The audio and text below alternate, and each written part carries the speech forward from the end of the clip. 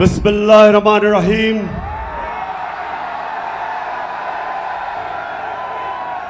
इय्याका नअबुदु व इय्याका नस्तईन। अल्लाह तेरी इबादत करते और मौला सिर्फ तेरे से मदद मांगते हैं।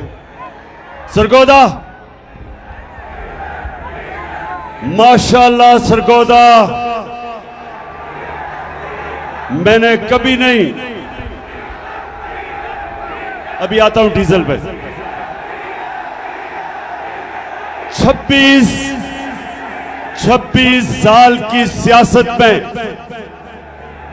मैंने कभी नहीं सोचा था कि सरगोदा में इतनी तादाद में इतने ज्यादा लोग मेरे जलसे पे आएंगे।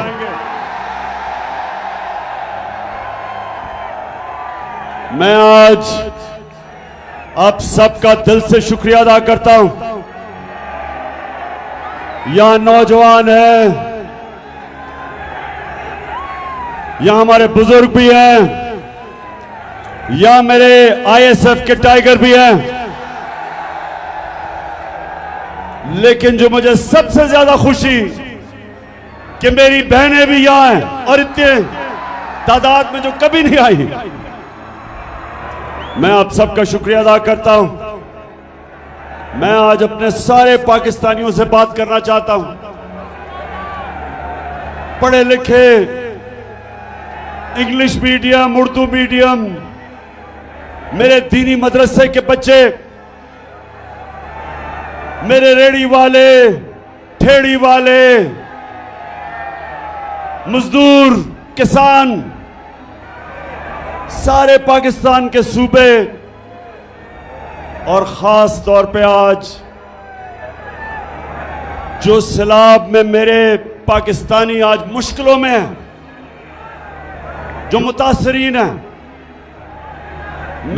मुझे पता है वो मुश्किल में है, लेकिन मैं आज यहां खड़ा होके उनको सिर्फ ये एहसास दिलवाना चाहता हूं कि सारी कौम आपके साथ खड़ी है और इंशाअल्लाह हम सब मिलके पूरी कोशिश करेंगे आपकी मुश्किलें दूर करने के लिए। और मैं अपनी सारी कौम को इकट्ठा करूंगा और इंशाअल्लाह जब तक हम ये नहीं देख लेते कि हमारे सारे बलूचिस्तान से लेके सिंध से लेके ऊपर पख्तूनख्वा, गिलगित बल्तिस्तान, आज़ाद कश्मीर और ख़ास तौर पे पंजाब के डीजी खान, राजनपुर, ये जो इलाके जिधर लोग मुतासर हैं, मैं आज सबसे पहले कहना चाहता हूं कि सारी पाकिस्तानी कौम आपके साथ है। मैंने टेलीथॉन किया, मैंने सोचा कि 3 घंटे का मैं टेलीथॉन करूंगा, चंद करोड़ रुपया इकट्ठा हो जाएगा। लेकिन पाकिस्तानियों,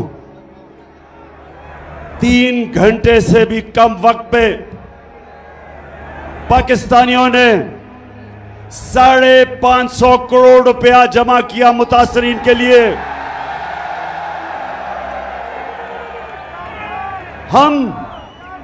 हम वो पाकिस्तानी कौम है जिसे खौफ खुदा है, जो नबी सल्लल्लाहु अलैहि वसल्लम की उम्मत है। ये वो कौम है जो समझती है कि अपनी आखिरत को बेहतर करने के लिए हमारे ऊपर ये फर्ज है कि हम उन लोगों की मदद करें जो मुश्किल में हैं। और मुझे इतना फख्र हुआ सरगोदा, मुझे इतना फख्र हुआ कि मेरे बैरून मुल्क पाकिस्तानियों ने जिस तरह दिल खोल के पैसा दिया, 550 करोड़ रुपया सिर्फ 3 घंटे के वक्त में उन्होंने पैसा जमा कर दिया। और मुझे इतने पैगाम आए कि इमरान खान, हम कोशिश करना चाहते थे लेकिन वो लाइनें ही सारी भरी हुई थी, ब्लॉक हुई थी। और मुझे आहिस्ता आहिस्ता अंदाजा हुआ कि अगर हमारे पास वक्त होता और वो टेलीफोन लाइंस खुली होती तो 5.5 अरब रुपया मजीद और जमा हो जाता। लेकिन फिक्र ना करो, मैं इंशाअल्लाह अब ये पैसे भी इकट्ठे करूंगा। प्रोग्राम बना रहा हूं कि किधर किधर हमने सबसे ज्यादा जरूरत है और पैसा खर्च करें। और मैं अपनी सारी कौम को भी आज दावत देता हूं कि जो भी मदद करना चाहे दुखी इंसानियत की, तो इंशाअल्लाह हम एक कंट्रोल रूम बनाएंगे और जो हमें कॉल करेगा हम बताएंगे कि ये फलानी जगह है, डीजी खान उधर अब मदद कर सकते हैं, या सिंध के अंदर, सिंध में तो सबसे ज्यादा नुकसान हुआ, तो उधर हम लोगों को भी बताते रहेंगे कि कैसे हम अपने जो सैलाब मुतासरीन हैं इनकी मदद कर सके। लेकिन एक अच्छा आईएसएफ, अभी आपने चुप करके सुनना है मेरी बात। आईएसएफ में डिसिप्लिन चाहिए मुझे।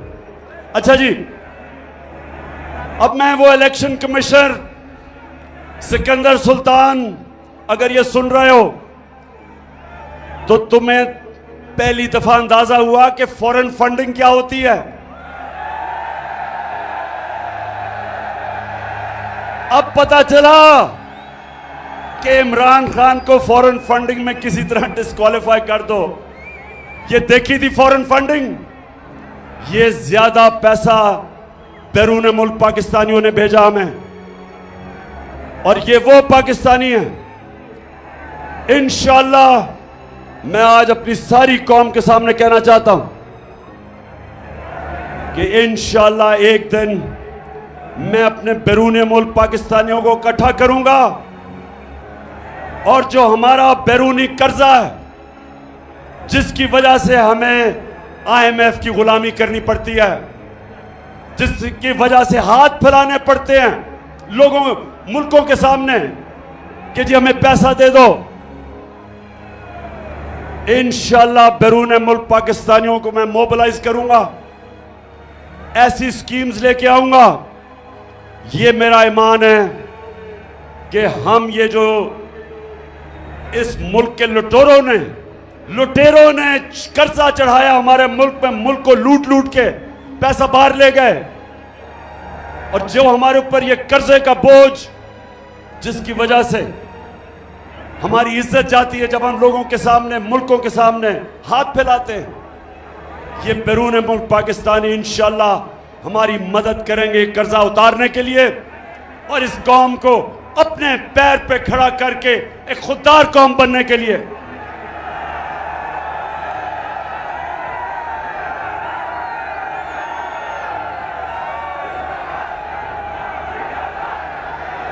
पाकिस्तानियों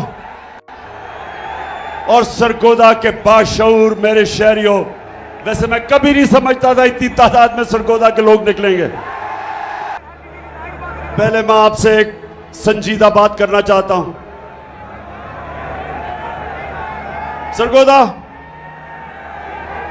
और मेरे पाकिस्तानियों जो सुन रहे हो, ये याद रखना कि हमारा मुल्क कभी एक अजीम मुल्क नहीं बन सकेगा जब तक पाकिस्तान में हम एक इंसाफ का निजाम नहीं कायम करते। हजरत अली रज़ी अल्लाह तआला ने कहा था कि कुफर का निजाम चल जाएगा, कुफर का निजाम चल जाएगा, लेकिन जुल्म और ना इंसाफी का निजाम नहीं चल सकता। आज अगर हमारा मुल्क एक अजीम कौम नहीं बना तो उसकी सबसे बड़ी वजह यह कि हमारे मुल्क में जुल्म का निजाम है। ताकतवर के लिए एक कानून, कमजोर के लिए दूसरा कानून। छोटा चोर चोरी करे तो जेल में, और बड़ा डाकू चोरी करे तो वो मुल्क का वजीर आजम बन सकता है। मेरे नबी सल्लल्लाहु अलैहि वसल्लम ने तकरीबन 1500 साल पहले कहा था कि तुम्हारे से पहले बड़ी कौमें तबाह हुई, जिधर ताकतवर जब जुर्म और चोरी करता था उसको नहीं पकड़ा जाता था, सिर्फ छोटे चोरों को जेलों में डाला जाता था। मैंने जब 8-9 दिन जेल में गुजारे, अपनी आजाद अदलिया के लिए मुझे जेल में डाला गया। मैं वाहिद लीडर था जिसको आजाद अदलिया के लिए जेल में डाला गया।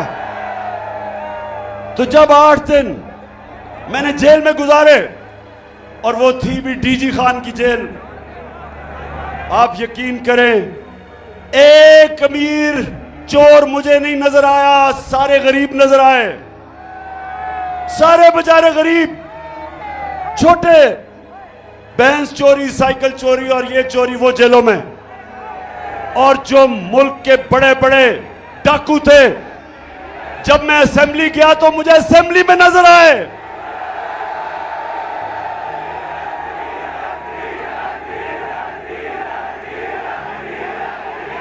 बिल्कुल ठीक कह रहे हो। उन लुटेरों में से एक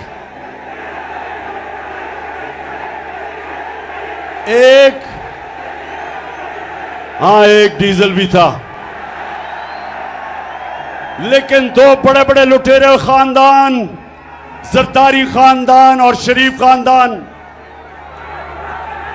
ये सारे आपको आज जो ऊपर बैठे हुए हैं, बैरूनी साजिश के तहत हमारे ऊपर मुसल्लत किए गए ये जो लुटेरे बैठे हुए हैं, सरगोदा, मैं सारी अपनी कौम को आज तैयार कर रहा हूं कि हकीकी आजादी की तहरीक में सब शामिल हो, क्योंकि जब तक ये चोर ऊपर बैठे रहेंगे इस मुल्क का कोई मुस्तकबिल नहीं है। बैरूनी साजिश हुई, अमेरिका को अपने गुलाम चाहिए थे, चेरी ब्लॉसम जूते पॉलिश करने वाला हाजिर हो गया, साथ डीजल तो पहले ही तैयार बैठा था, और उसके बाद जो इस वक्त इस मुल्क की सबसे बड़ी बीमारी जरदारी की पता क्या बीमारी है?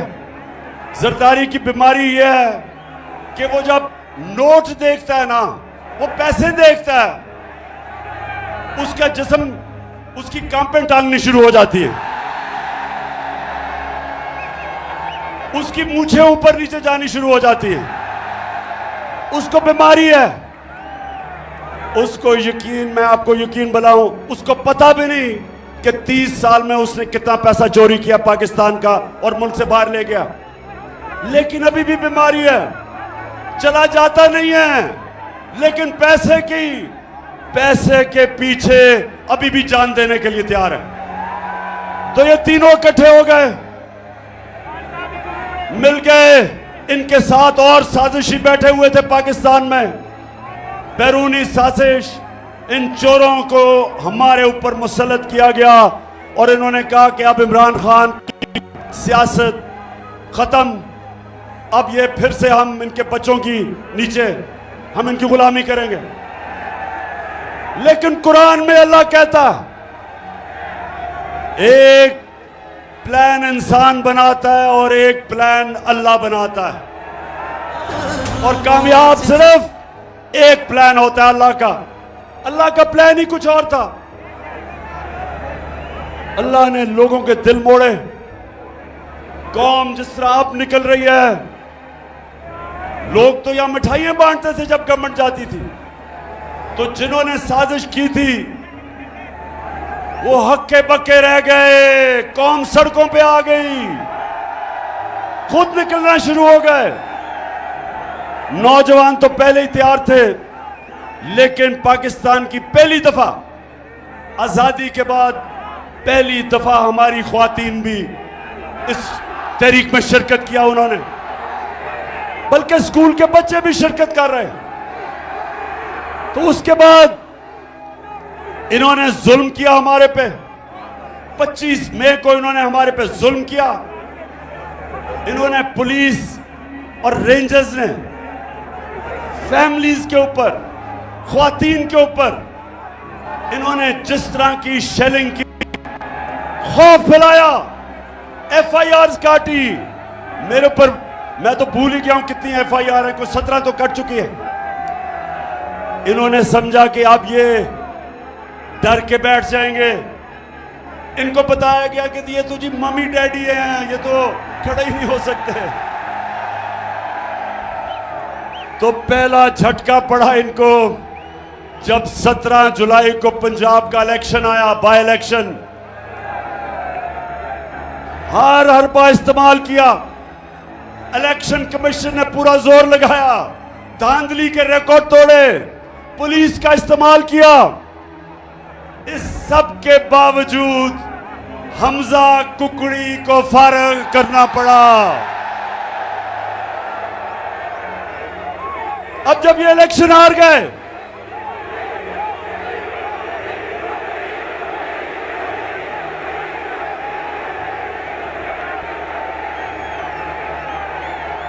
अच्छा अब सुने जरा, इलेक्शन हार गए, कैंपेन टांगनी शुरू हो गई, खौफ आना शुरू हो गया कि अगर इलेक्शन करवाएंगे तो फिर क्या होगा। 2/3 अक्सरियत इनके सामने आनी शुरू हो गई। इन्होंने फिर एक और प्लान बनाया। सरगोदा पता क्या प्लान बनाया? किसी तरह इमरान खान को फारिग किया जाए, किसी तरह इसको इलेक्शन से टेक्निकली नॉकआउट किया जाए, क्योंकि इनको ये तो समझ आ गई कि इलेक्शन के अंदर तो इनसे जो होगा वो पंजाब के बाय इलेक्शन से भी बुरा होगा। तो तब साजिशें दूसरी शुरू हुई। पहली साजिश थी हुकूमत कराने की, दूसरी साजिश शुरू हो गई कि इमरान खान को रास्ते से हटाया जाए।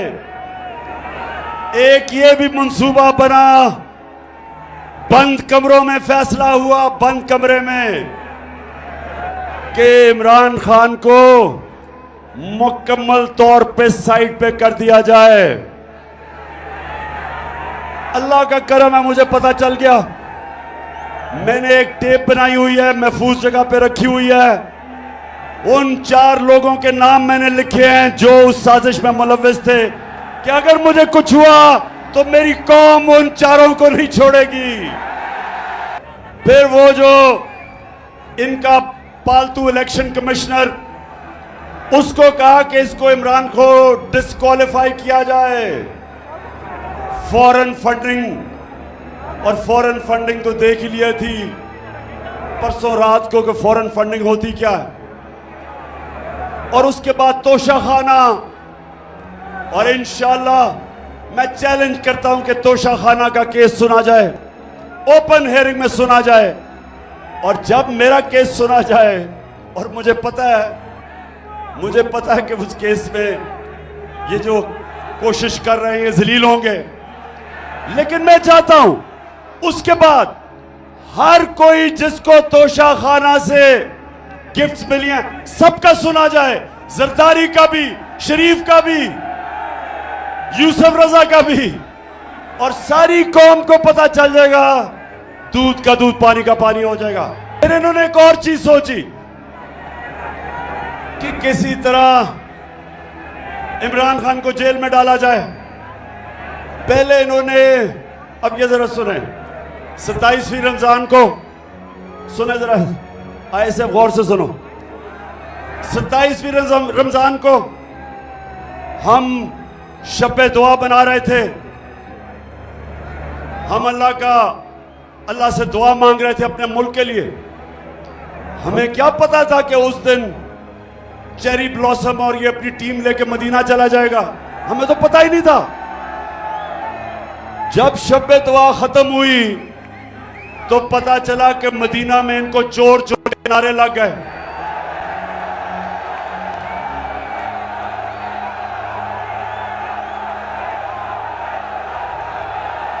अब मदीना में इनको चोर के नारे लगते हैं और FIR इमरान खान पे कट जाती है तौहीन मजहब पे,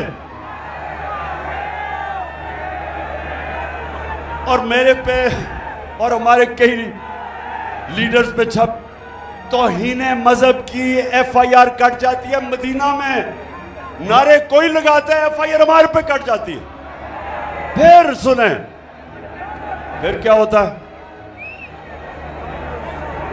मैं अपना मेरा जो चीफ ऑफ स्टाफ था शहबाज गिल, उसको पहले अगवा कर लेते हैं, फिर उसके ऊपर तशद्दुद होता है, नंगा करके उसके ऊपर तशद्दुद किया जाता है, जिनसी तशद्दुद किया जाता है। और मैं तो सिर्फ ये कहता हूं, मैं ये कहता हूं कि जो लोग जिम्मेदार थे, जिन्होंने ये तशद्दुद नहीं रोका, उनके ऊपर कानूनी कार्रवाई की जाएगी, कानूनी कार्रवाई की जाएगी। उसके ऊपर मुझे दहशतगर्द बना देते हैं, दहशतगर्दी का केस कर देते हैं। सारी दुनिया के अंदर पाकिस्तान का मजाक उड़ता है। कभी मैं दुनिया के अखबारों में फ्रंट पेज पे नहीं आया। ये जो मेरे ऊपर दहशतगर्दी का FIR काटते हैं और मुझे पकड़ने भी आ रहे थे, सिर्फ एक वजह से कि किसी तरह इमरान खान को रास्ते से हटाया जाए, दहशतगर्द बना दिया। वो शहबाज गिल का किसी ने नहीं पूछा कि कौन सी दुनिया का महज़ब माशरा इजाजत देता है कस्टोडियल टॉर्चर को। उस बेचारे कैसे जो करते हैं, उसका जो ज़हनी दबाव उस पर पड़ता है। तस्वीरें उसकी चल रही हैं सोशल मीडिया पे, जो जुल्म किया जाता है उससे। और यही नहीं रुकता, एक सहाफी जमील फारूकी, उसको भी पकड़ के उठा लिया जाता है, उसको भी नंगा किया जाता है, उस पर भी तशद्दुद किया जाता है। और फिर हमारा सिंध का ऑपोजिशन लीडर हलीम आदिल शेख, उसके ऊपर 27 FIR काटी जाती हैं। सिंध असेंबली का ऑपोजिशन लीडर, वो एक केस से निकलता है, दूसरे में जेल में डाल देते हैं, उसके ऊपर तशद्दुद करते हैं। और जब सारी कौम ये जब तमाशा देखती है और इंसाफ मांगती है, तो ये नून लीग वाले कहते हैं कि इमरान खान को डिस्क्वालीफाई करना चाहिए। नून लीग वाले बड़े गौर से सुन लो, तुम ये जो कहते हो कि इमरान खान को डिस्क्वालीफाई किया जाए क्योंकि नवाज शरीफ को किया गया, मेरे ऊपर केस बनाया जा रहा है किस चीज का? दहशतगर्दी का। क्यों? क्योंकि मैं कहता हूं कानूनी कार्रवाई की जाए उनके खिलाफ जिन्होंने ये तशद्दुद नहीं रोका। अब नवाज शरीफ के ऊपर क्या था, जरा आप गौर से, ये मैं आपको वीडियो दिखाऊंगा, जरा ये वीडियो देखना।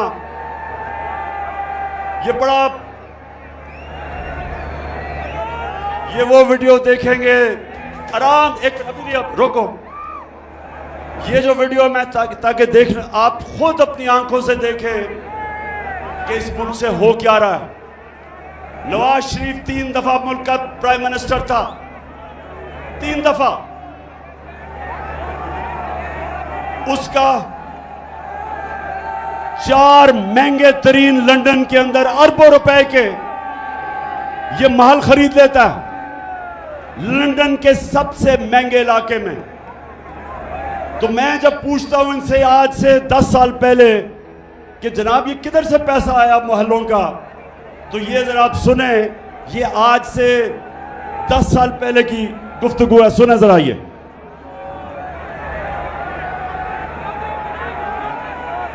प्रॉपर्टी आप ले सकते हैं क्योंकि आपने मे फेयर के अंदर जो आपकी 4 अपार्टमेंट्स हैं उनकी 1 अरब से ज्यादा, 1 अरब रुपए से ज्यादा उनकी कीमत है।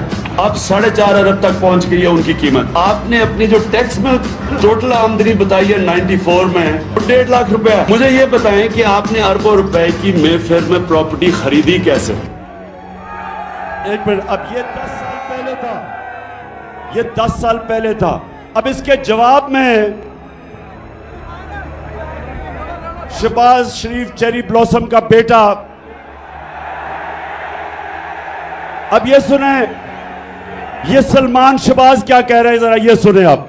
बात ये है कि जिन अरबों रुपए की मे फेयर की प्रॉपर्टीज की ये बात कर रहे हैं, ये तो पहले पता नहीं है। बताएं कौन सी प्रॉपर्टीज है, लाएं, दिखाएं, उसका कोई प्रूफ लाएं। बात ये है कि सुन लिया, कहता किधर है ये प्रॉपर्टीज, लगाएं, बताएं, सबूत दें। अब ये जरा मरियम बीबी जिनको सच बोलने में बड़ा मुश्किल पड़ती है, ये जरा ये सुन लें। इस तरह मुझे लगा कि आप लोगों को बेवकूफ नहीं बना सकते। मेरी सेंट्रल लंदन में प्रॉपर्टीज तो दूर की बात है, मेरी पाकिस्तान में भी कोई प्रॉपर्टी नहीं है। मैं अपने वालिद के साथ है और मुझे समझ नहीं आई कि मेरी और मेरी वालदा की और बहन भाइयों की प्रॉपर्टीज ये कहाँ से निकाल के ले आए हैं। मेरे नाम पाकिस्तान में कोई प्रॉपर्टी नहीं है, ये तो इंग्लैंड की बात है। हाय अल्लाह, कोई प्रॉपर्टी किधर से आएगी?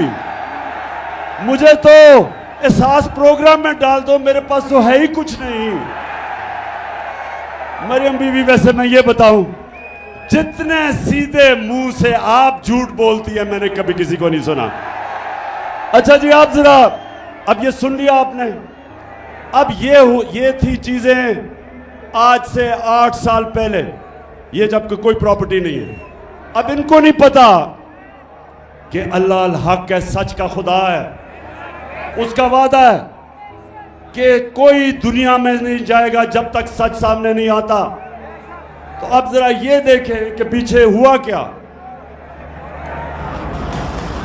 नवाज शरीफ, मरियम नवाज, हसन नवाज और हुसैन नवाज के बैरून मुल्क खुफिया असासों का इंकशाफ। पनामा लीक्स ने बैरून मुल्क खुफिया दौलत का भांडा फोड़ दिया।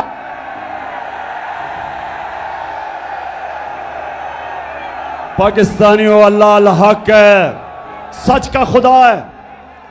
तो ये झूठ सुन लिया पहले आपने कि लंदन तो छोड़े, पाकिस्तान में मेरी बेचारी की कोई प्रॉपर्टी नहीं है। अब ये इंटरनेशनल इंकशाफ हो जाता है। बड़े बड़े दुनिया में सियासतदान पकड़े जाते हैं जिन्होंने अपने मुल्क से पैसा लूट के बाहर रखा हुआ था, वो पकड़ा जाता है। अच्छा, अब जब ये पकड़ा जाता है तो मरियम बीबी के भाई साहब अल्हम्दुलिल्लाह क्या कहते हैं? मैं इस बात को तस्लीम करता हूँ कि अल्हम्दुलिल्लाह पाक लेन के ऊपर जो अपार्टमेंट्स हैं वो अल्हम्दुलिल्लाह हमारे हैं। मैं इस बात को तस्लीम करता हूँ कि उनको ऑफशोर कंपनीज नेस्कॉल लिमिटेड और नीलसन लिमिटेड जो है उनको ओन करती हैं। और मैं आपको ये भी अर्ज करता हूँ, उनको होल्ड कर रही है इस वक्त मरियम नवाज शरीफ, मेरी हमशीरा जो है। यहाँ अब हुसैन ये कह रहे हैं कि जब वो कह रही थी ना कि मेरी तो लंदन छोड़े पाकिस्तान में भी प्रॉपर्टीज, ये 4 अरबों रुपए के बड़े महलात इनकी मालिका मरियम नवाज थी। अब मरियम नवाज के पास तो पैसा ही नहीं था। पैसा किधर से आना था? किधर से आना था पैसा? बताओ, पैसा किधर से आना था? आपसे आना था। कौम का पैसा चोरी करके ये प्रॉपर्टीज खरीदी गई। तो नून लीग वालों, मेरे से नवाज शरीफ का मुआवजा ना करो। मैंने 20 साल बाहर कमाई की, सारा पैसा सब कुछ बेच के, सारा मेरा पैसा जीना मरना पाकिस्तान में है। अच्छा, अब एक तरफ और मेरी बहनों, आपने गौर से सुनना है कि जब एक कौम की ख्वातीन जाग जाएं तब असल में इनकलाब आता है, क्योंकि घरों में इनकलाब आ जाता है। अब हालात ये हैं कि बाप नून लीग में है, पीछे से बीवी बच्चे सारे पीटीआई में, क्योंकि ख्वातीन के अंदर ना अल्लाह ने एक रेडार डाला हुआ है। रेडार वो है सच का रेडार। औरतें बड़ी जल्दी सच पे पहुंच जाती हैं। क्यों? इसलिए कि जब बच्चा पैदा होता है तो वो तो नहीं बोल सकता, तो वो मां जो होती है बच्चे की शक्ल से पहचान जाती है कि बच्चे को किस चीज की जरूरत है। वो शक्ल से समझ आती है। वो जब ये नून लीग के चेहरे देखती है और जरदारी के, उसको पता है कि ये चोर है। अच्छा, तो एक तरफ तो पैसा है इस मुल्क का चोरी करके ये और जरदारी खानदान और शरीफ मुल्क से बाहर आपका पैसा चोरी करके, ये जो फ्लैट खरीदे गए हैं ये आपके पैसे से खरीदे गए हैं। और इसलिए मैं 26 साल से जहाद कर रहा हूं इनकी करप्शन के खिलाफ। क्योंकि करप्शन क्या होती है, चोरी और करप्शन में क्या फर्क है? आईएसएफ, चोरी और करप्शन में क्या फर्क है? चोरी होती है जब आपके घर में जाके कोई चीजें चोरी करता है, उसको चोरी कहते हैं। करप्शन होती है जब कौम का पैसा चोरी किया जाता है, जब आप सबका पैसा जो स्कूलों पे लगना, जो अस्पतालों पे लगना है, जो सड़कों पे, जो मुल्क के बिजली बनाने में, जो चीजें सस्ती करने में पैसा होता है, वो चोरी में मुल्क से बाहर चला जाता है।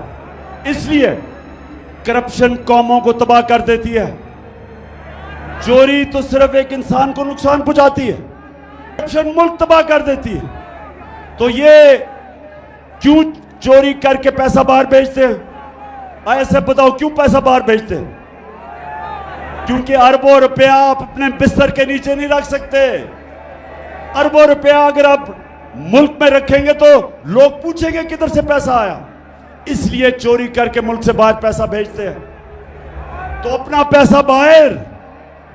और आजकल चेरी ब्लॉसम शहबाज शरीफ लोगों के पास जा रहा है। बड़ी तकलीफ है इसको मुतासरीन की। जहाजों से चीजें फेंकी जा रही हैं सिर्फ तस्वीरें खिंचाने के लिए। शहबाज शरीफ, अगर तुम सीरियस हो तो अपने और भाई और जरदारी को कहो आधा भी अपना पैसा वापस ले आओ, तो हम कितनी मदद कर सकते हैं सैलाब मुतासरीन की। अच्छा, अब जरा ये सुने, शहबाज शरीफ जब से आया है मुल्क को शर्मिंदगी पे शर्मिंदगी उठानी पड़ रही है। जरा ये सुने क्या कहता है। मैं सऊदी अरब से होके आया हूँ, मैं यूएई के होके, अभी मैं तुर्की होके आया हूँ, और मैंने उन भाइयों को कहा कि आप हमारे बड़े अजीम भाई हैं, हमेशा आपने हमारी मदद की। और मैंने यही कहा, जब मैं आया हूँ तो आप समझेंगे शायद ये मांगने आया है, मैं मांग नहीं आया, लेकिन जब मैं आया हूँ तो आप समझेंगे शायद ये मांगने आया है, मैं मांग नहीं आया, लेकिन मजबूरी है। जिस तरह माजी में 75 साल में आपने हमारा हाथ बटाया है, कुछ ऐसा आप हाथ बहुत मजबूरी है क्योंकि हम सारा पैसा चोरी करके बाहर ले गए हैं, तो अब मजबूरी है। तो खुदा के वास्ते पैसा दे दे। पाकिस्तानी जो बाहर बैठे हैं उनको कहते हैं कि पाकिस्तान पैसा लेके आओ, और यहां से चोरी करके पैसा बाहर ले जाते हैं।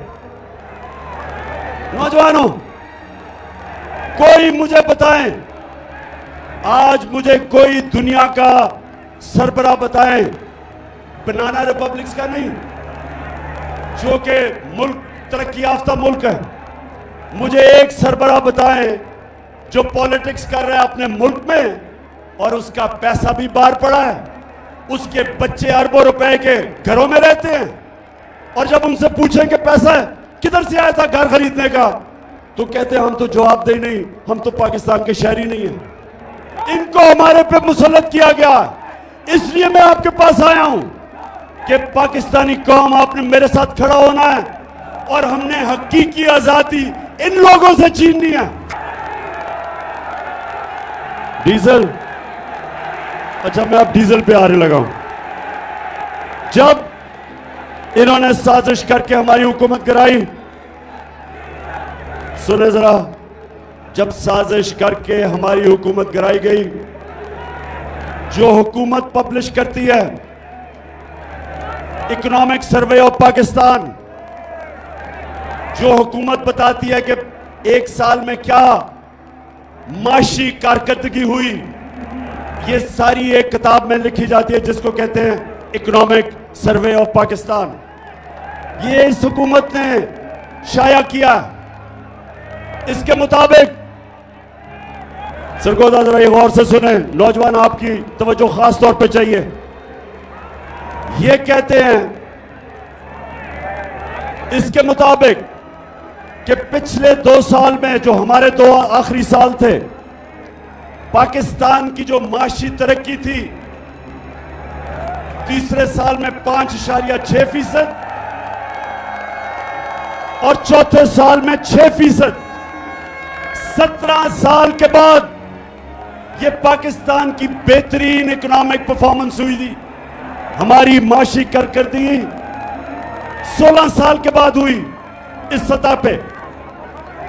कोरोना के बावजूद, जिसने सारी दुनिया में तबाही मचाई, हमारी एक्सपोर्ट्स, जिससे मुल्क में असल तौर पे दौलत में इजाफा होता है, वो रिकॉर्ड पे थी। बैरून मुल्क पाकिस्तानियों ने जो रेमिटेंसेस भेजी, वो रिकॉर्ड थी। हमारी जो टैक्स कलेक्शन, जो हम आपके ऊपर खर्च कर सकते थे, वो रिकॉर्ड थी। हमारी 4 फसलें 2 साल रिकॉर्ड पैदावार हुई। हमारे किसानों के पास सबसे ज्यादा पैसा आया पिछले 2 सालों में। और हमने, इसके बावजूद कि हम IMF के प्रोग्राम में थे, हमने पूरी कोशिश की कीमतें नीचे रखने की। जो हमारे दौर में महंगाई थी, जिसको कहते हैं SPI सेंसिटिव प्राइस इंडेक्स, जो आम आदमियों के लिए महंगाई होती है, जो खाने पीने की चीजें, बिजली, गैस वगैरह, हमारे दौर में वो था 17 से 18%।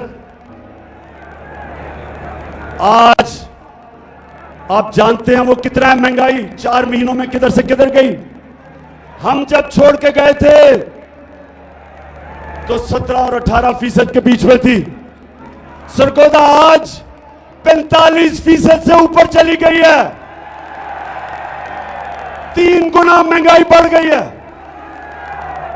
आज जो बिजली के बिल देने आए थे लोग, पूछे जिन जिन्होंने बिजली के बिल दिए, जरा हाथ खड़ा करके बताएं बिजली के बिल दिए।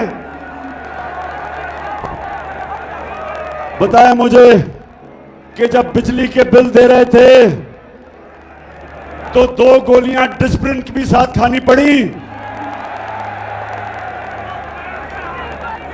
धचका पड़ा। और ये वो लोग थे जो कह रहे थे कि इमरान खान ने बड़ी महंगाई की। मैं तो आज पहले तो अल्लाह तेरा शुक्र अदा करता हूं, तू अल्लाह हक है। लेकिन वो जो टीवी चैनल्स, मैं जरा आज वो लिफाफे वाले लोग, पैसे लेके मीडिया चैनल वाले, आज जमीर फरोश मीडिया वालों, जरा लोगों से तो पूछो उनके ऊपर क्या गुजर रही है आज। अब पूछो कि वो बिजली का बिल दे या स्कूल की फीस दे या वो बच्चों के लिए खाना लेके आए। 45% से आगे बढ़ गई है महंगाई, 3 गुना ज्यादा। और ये भी सुन लें, जब हमारी हुकूमत थी तो सबसे वो हमने काम किए जो पाकिस्तान की तारीख में नहीं हुए। हम हेल्थ कार्ड लेके आए, हेल्थ इंश्योरेंस हर खानदान को, पंजाब में और पख्तूनख्वा में हर खानदान को 10 लाख रुपए का हेल्थ इंश्योरेंस, कि किसी भी अस्पताल में जाके इलाज करवा सकते थे। पहली दफा आम आदमी प्राइवेट महंगे अस्पतालों में इलाज करवाता था। मेरे दोस्त डॉक्टर्स हॉस्पिटल वाला कहता आज से 4 महीने पहले कि इमरान खान, ये पहली दफा हमने आपकी हेल्थ इंश्योरेंस पे एक आम किसान का हार्ट ऑपरेशन किया, पहली दफा। तो ये कभी पहले नहीं हुआ। हेल्थ इंश्योरेंस एहसास प्रोग्राम हम लेके आए। हमने सूद के बगैर कर्जे दिए गरीबों के लिए, 20 लाख खानदानों के लिए, कि हमने उनके घरों के लिए सूद के बगैर कर्जा दिया। पूरी कोशिश थी नीचे से लोगों को ऊपर उठाया जाए। इसके बावजूद कि हम IMF प्रोग्राम में थे, महंगाई रोकी हमने, दुनिया में महंगाई थी। तो मैं आज पूछता हूं कि वो जिन्होंने साजिश की, आज बताएं कि जो पाकिस्तान का हाल है, कौन जिम्मेदार है इसका। मैं आज ये सवाल पूछता हूं, मैं पाकिस्तानी होते हुए सवाल पूछता हूं कि जब हमारा मुल्क सही रास्ते पर लगा हुआ था, तरक्की की तरफ जा रहा था, जो क्रेडिट रेटिंग थी पाकिस्तान की, मूडीज की, फिच की, सेटिस्फैक्टरी थी, कौन सी क़यामत आई थी कि हमारी गवर्नमेंट गिरा के और इन चोरों को ऊपर मुसल्लत करो? कौन जिम्मेदार है इसका? और बजाय आज कल के दिनों में कि ये सोचो कि ये मुल्क को तबाही की तरफ लेके जा रहे हैं। इस वक्त माइशत नीचे जा रही है, फैक्ट्रियां बंद हो रही हैं, एक्सपोर्ट्स कम हो रही हैं, बैरून मुल्क पाकिस्तानी कम रेमिटेंसेस भेज रहे हैं। आज मैं पूछता हूं कि जिस तरफ ये मुल्क को लेके जा रहे हैं, क्या किसी को फिक्र नहीं अपने मुल्क की, जिनके पास ताकत है फैसला करने की, इसको मुल्क को इस दलदल में से निकालने की? सिर्फ एक रास्ता है, साफ और शफाफ इलेक्शन करवाओ, उसके अलावा कोई दूसरा रास्ता नहीं है। और मैं आज ये भी कहना चाहता हूं कि जिस तरह मुझे दीवार से लगाया जा रहा है, कभी दहशतगर्दी के केस और कभी तौहीन मजहब के केस और कभी किस किस्म की FIR मेरे लोगों के ऊपर किया जा रहा है। हलीम आदिल को जो जुल्म किया जा रहा है, ये जरदारी डाकू जो उसके ऊपर जुल्म कर रहा है, सिंध में ऑपोजिशन लीडर होते हुए, जो शहबाज गिल से हुआ, जो हमारे ऊपर FIRs के अलावा धमकियां दी जा रही हैं, टेलीफोन करके लोगों को डराया जा रहा है, जो सहाफी लगता है कि हमारी फेवर कर रहा है या हमारे लिए आवाज बुलंद कर रहा है, उनके खिलाफ एक्शन लिया जाता है। अरशद शरीफ जैसे एक ऐसा सहाफी जिसको सब जानते हैं कि एक अपने ज़मीर के मुताबिक लिखने वाला, उसको ARY प्रेशर डाल के निकाला गया, साबिर शाकिर को निकाला गया, इमरान रियाज के ऊपर उसको जेल में डाला गया, FIR कटवाई गई, जमील फारूकी को जो उन्होंने किया उससे, और उसके अलावा अयाज अमीर और समी इब्राहिम जैसे दानिश्वर, उनको जो जलील करने की कोशिश की गई, सिर्फ एक वजह कि किसी तरह इमरान खान की कोई हिमायत ना करे, उसके लिए कोई लिखे ना, कोई मीडिया उसको दिखाए ना। सिर्फ एक वजह से सारे केसेस किए जा रहे हैं, एक वजह से कि किसी तरह इमरान खान को रास्ते से हटा के और इन चोरों को इलेक्शन जिताया जाए। तो मैं पाकिस्तानियों, आखिर में मेरी अब जरा बात सुने। देखें, 20 साल मेरी जिंदगी खेलों की ग्राउंड पे गुजरी। 20 साल, शायद ही कोई इतनी देर इंटरनेशनल क्रिकेट खेला हो। 10 साल मैं कप्तान था, और कप्तान इतनी देर क्रिकेट खेल के मुझे मैच के दौरान पता चल जाता था कि कब अब जो मुखालिफ है वो मैच हार गया। मैच के दौरान मैं समझ जाता था, एक वक्त आ जाता था कि मुझे ये एहसास हो जाता था कि अब ये जो मर्जी भी मेरा मुखालिफ करे, अब ये नहीं जीत सकता। ये सारी ऑपोजिशन, ये जो गवर्नमेंट में बैठे हुए हैं चोर, मैं आज इनको पैगाम दे रहा हूं कि वो टाइम आ गया कि जो मर्जी हरबा आप इस्तेमाल कर ले, अब ये मैच नहीं जीत सकते आप।